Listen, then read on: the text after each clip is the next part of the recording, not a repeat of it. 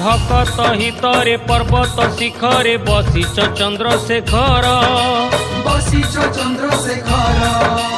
कपिलासे हर हे भोला शंकर सहस्र नाम तुमर सहस्र नाम तुमर हे चंद्रशेखर हे दिगंबर तुमरी महिमा जानू ए संसार गाउथिबी तुंडे मोर मु गाउथिबी तुंडे मोर हर हर शंकर भोला महेश्वर